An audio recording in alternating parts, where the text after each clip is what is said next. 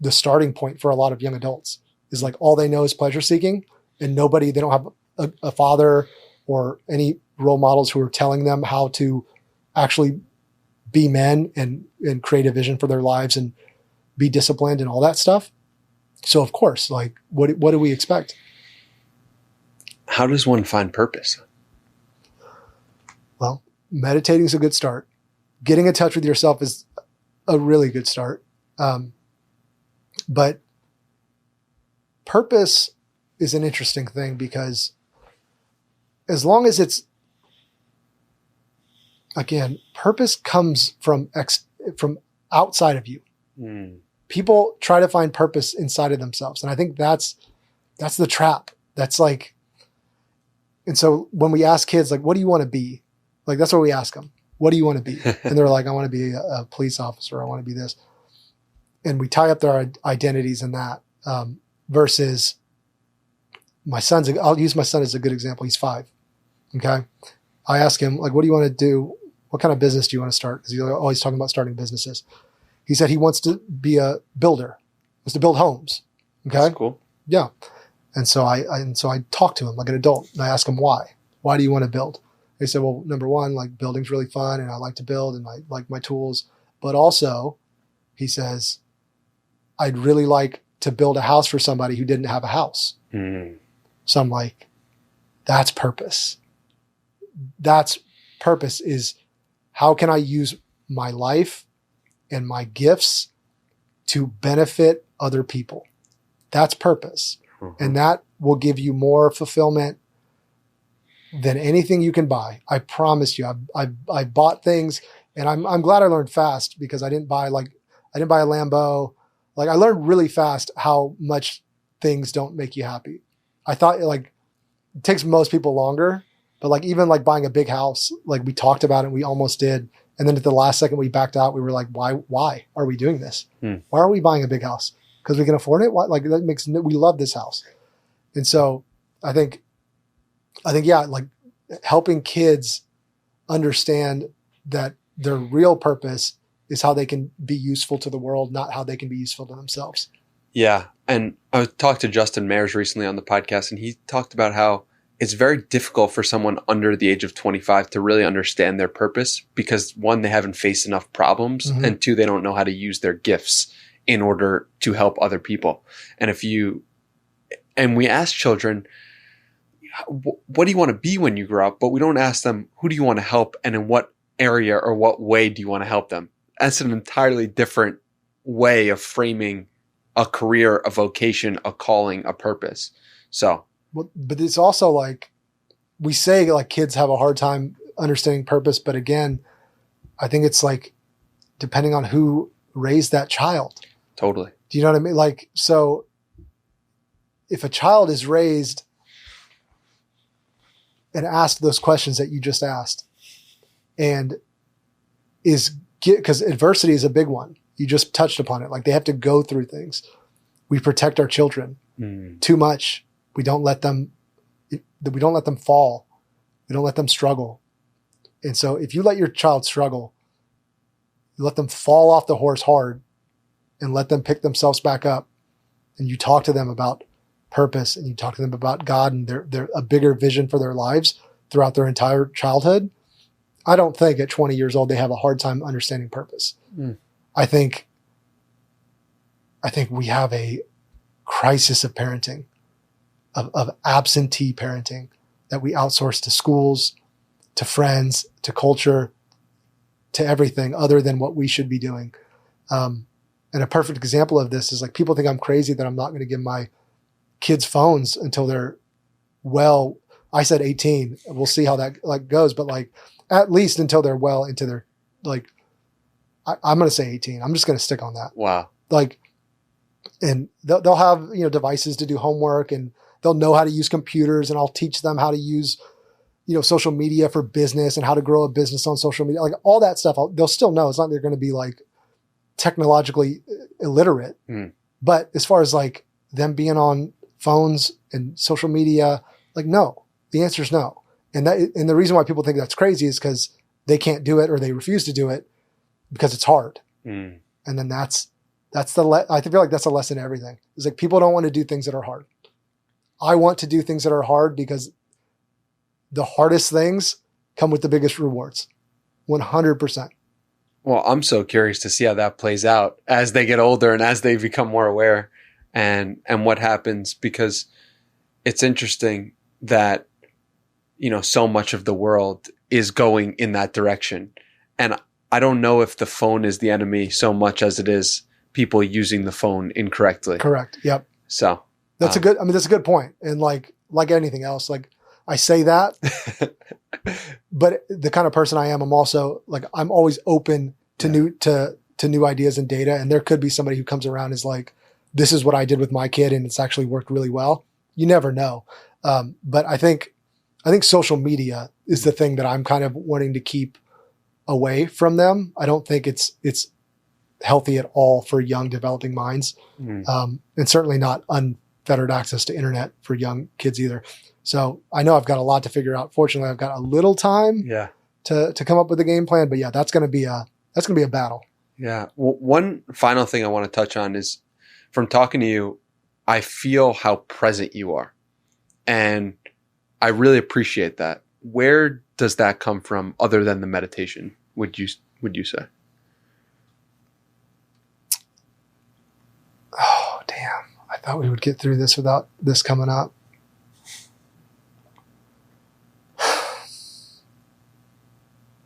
All right.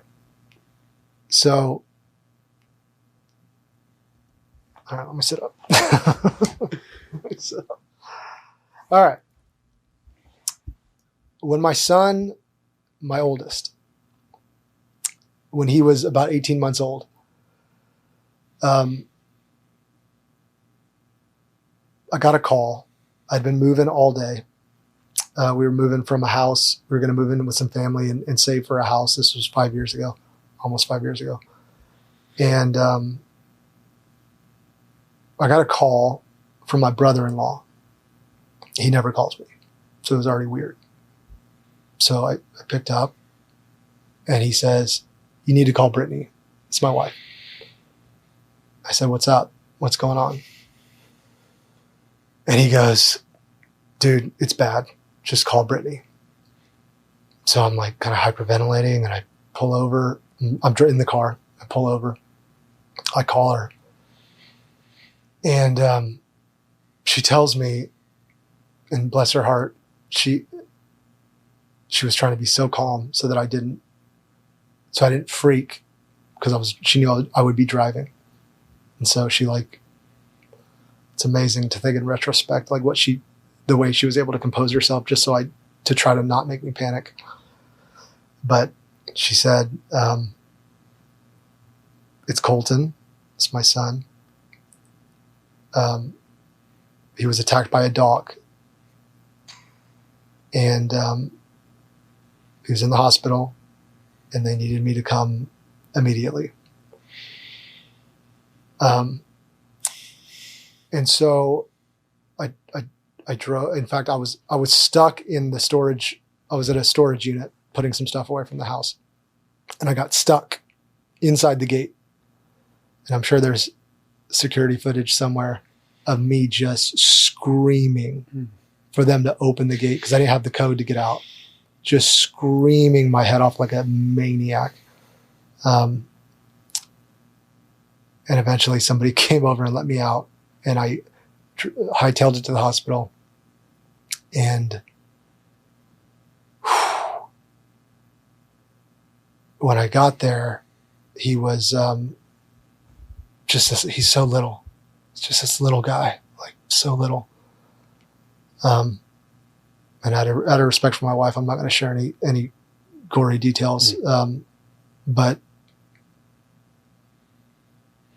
looking at him in a state that no parent ever wants to see their child, and the doctor coming out and telling me that he needed surgery. And there was a period probably of 2 hours. I would say it was about 2 hours.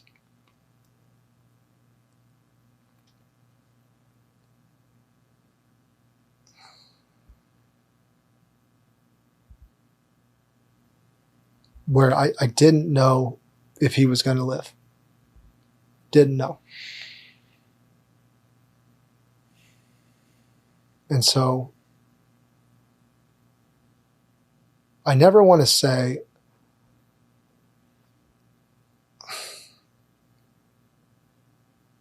I'm not grateful for that experience, obviously, not even a little. And I would never wish it on my worst enemy, not even no one. But the reason I tell that story, and he did survive, and he's thriving beyond anything that I could have imagined. But the injury was really bad. I mean, it could have been devastating, easily. In fact, the odds were probably leaning that way, that it should have been devastating. But he survived. And the reason why I tell that story, to answer your question, is that was the moment that I never looked at time the same ever again. Ever again. It became so clear to me when, and unfortunately, I know I'm not the only parent who's gone through this, but when nothing else matters, all the things that you think matter, when they don't matter anymore, that's when you really become, I think, an elevated version of yourself. Because we're distracted all day by things that we think matter, all day long. And I still get sucked into the world of thinking my minor, entitled person problems matter. But nothing else mattered. If I didn't have my son, nothing else mattered. Couldn't care less about another thing in the world. And so from that day on, every day truly has felt like a gift. Still today. Every day he runs into my room and gives me a hug, and he does every single morning and wakes me up. It's like the greatest thing that I'll ever experience. And so I find myself, that just bleeds into your life. And so now that's where I'm at. Like if I'm in a conversation with you, like I don't even know, we might have been here for 2 hours by now. I don't know. To be honest, I have no idea how long we've been here. But like, it just allows you to connect with human beings on a different level and appreciate everyone's experiences and things that they've gone through and who they are. And so, yeah, it has helped me to be hyper present and mostly at home, which is that's like half the cheat code of raising a kid, is being able to be present. But yeah, that'll do it to you. You almost lose a child. You're never the same. And like, it's crazy to me that like people actually lose children like all the way. And I remember being in that hospital and realizing that there was like people around me and parents around me who like aren't going to go home with their kid. And it just like hit me in that moment, is like, it's so cliche, but like tomorrow's not promised. Like it's really not. And like we think, well, it's not promised for that guy, but it's not true. Hard times are coming for you, for your family. Eventually they're going to come. And so to have such a painful reminder of that has been a blessing, as ugly as the experience was, because I don't think anything but that life experience could have that deeply implanted that in me. It's my goal that like people can achieve this level without going through that. I generally learn everything the hard way. That's kind of how I've always been. But yeah, that's to answer your question. That was a really, really powerful story. And I'm so grateful you had the courage to share it. And losing a child is probably one of the most painful things I would imagine a human being could go through. Yeah, I don't think there's anything worse. And to have to reconcile that or sit with that thought, it must just be brutal in and of itself.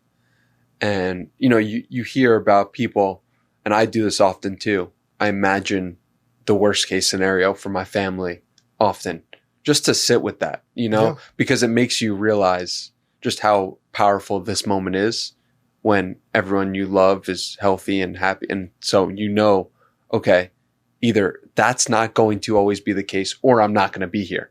Right. So it's painful, but it makes you realize like, wow, this is a beautiful moment the way it is. That's a great exercise.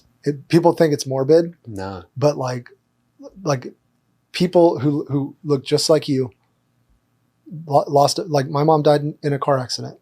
No. Just one day, poof, gone. And it's like, I'm not special. Like it happens to people every day. Yeah. They lose somebody that they love out of nowhere. Somebody that they didn't call enough, like me not calling my mom enough. Like if you really do that exercise and understand that, like really, like today could be the last time you talk to your mom, could be the last time you talk to your dad, could be the last time you talk to your kid, could be the last time you talk to your wife. If you really sit with that and apply that to your life, it's impossible to not be present unless you're like a psychopath, then maybe not. But like that's a powerful thing. This was a really special interview. I'm so grateful for you, and I'm so grateful for your presence, your wisdom, your ability to get a little bit better every day and to look at yourself and be like, I want to be more than what I am, and for you to be able to share that. It's really special. And I like to end these podcasts with a challenge. I ask the guests for a challenge to leave the audience with something that they can do to make the world or their own world a better place. What's a challenge that comes to mind?